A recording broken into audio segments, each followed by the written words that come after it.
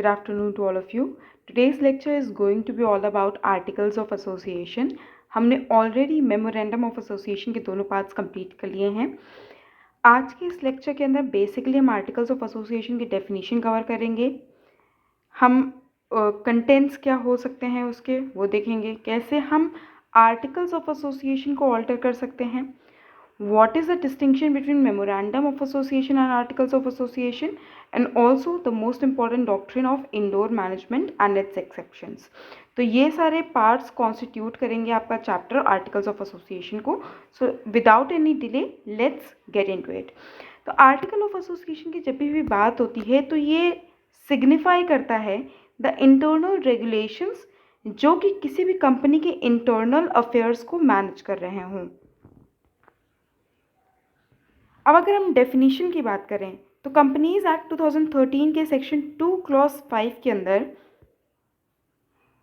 इसकी definition provided है which states that articles of association as originally framed और altered from time to time in pursuance of any previous company law और of this act. This act का मतलब the companies act 2013. अभी जो articles of associations हैं इनको बायलॉस की category में प्लेस किया गया है, या फिर दे कुड बी रूल्स और regulations which govern the internal affairs and the conduct of the business of any company. We also can say that articles of association deals with the rights of the members of the company inter se. Article of association usually is subordinate and controlled by the memorandum of association.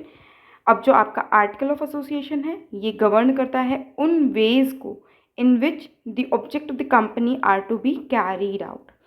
So let's talk about ये जो article हमने memorandum जब किया था हमने उसके registration का process देखा था.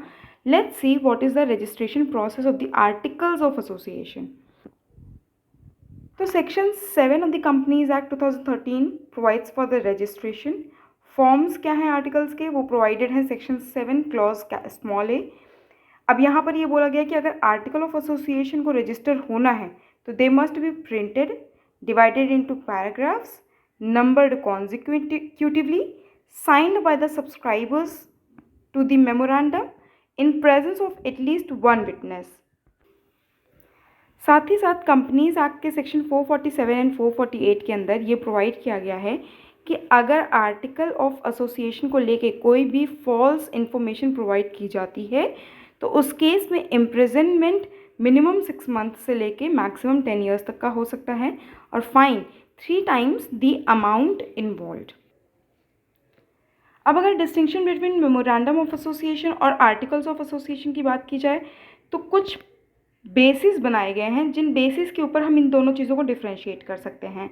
जैसे मेमोरेंडम के अंदर अगर कंटेंट को बेसिस बनाया जाए तो वहाँ पर मेमोरेंडम के अंदर फंडामेंटल ऑब्जेक्ट्स उसका कंटेंट होते हैं और आर्टिकल्स के अंदर इंटरनल रूल्स एंड रेगुलेशंस ही उसका कंटेंट होते हैं. रिलेशनशिप की अगर बात करें तो मेमोरेंडम क्या रिलेशनशिप को डिस्कस करता है, क्या चीज़ों को डिस्कस करता है, वो object, scope and extent of the company को डिस्कस करता है. But articles of association it is basically bylaws to carry out the managerial affairs. Registration की बेसिस की अगर बात करें तो obviously registration as per the act mandatory है. बट अगर हम आर्टिकल्स ऑफ एसोसिएशन की बात करें तो आर्टिकल्स ऑफ एसोसिएशन का registration can be avoided. This formality of registration can very well B avoided. Alteration की अगर बात करें तो मेमोरेंडम का alteration is not easy to make. But अगर आर्टिकल्स एसोसिएशन की बात करें तो the alteration into articles of association it is very easy to make. अब अगर हम अल्ट्रा वायरस एक्ट की बात करें तो मेमोरेंडम ऑफ एसोसिएशन के अंदर प्रोवाइडेड ऑब्जेक्टिव को अगर हम एक्सीड करते हैं तो वो अल्ट्रा वायरस एक्ट वॉइड होगा. बट अगर आर्टिकल्स ऑफ एसोसिएशन के प्रोवाइडेड किसी रूल्स एंड रेगुलेशन को हम एक्सीड करते हैं that can very well be ratified. Limitations की बात करें तो it can not be contrary to the companies act, यानी memorandum can not be contrary to the company act. But जो आर्टिकल ऑफ एसोसिएशन है it is subsidiary to the law and the memorandum. It will have to be governed by the memorandum. तो ये रहा distinction के कुछ basis जो मैंने यहाँ पर आपको बना के दिए हैं और मेमोरेंडम और आर्टिकल्स दोनों के बीच में distinctions, points of differences provide कर दिए हैं. After discussing the distinction between memorandum and the articles of association, let's talk about alteration of articles. हम article of association को कैसे alter कर सकते हैं? तो कंपनी अपने आर्टिकल्स को ऑल्टर कर सकती है by passing a special resolution, but subject to the provisions of the act and also the memorandum of association, जैसा कि हमने पॉइंट ऑफ डिफरेंसेस के अंदर देखा. नोटेबल पॉइंट यहाँ पर ये है कि जो ऑल्ट्रेशन है it should have been made bona fide for the benefit of the company as a whole, plus power to alter must not have been exceeded. There is this case Harichandan versus Hindustan Insurance Society 1925 का. अब यहाँ पर जो person है उसने policy ली है insurance company से, जिसके अंडर उसे कुछ स्पेसिफाइड अमाउंट पे करना था ऑन अ स्पेसिफाइड डेट.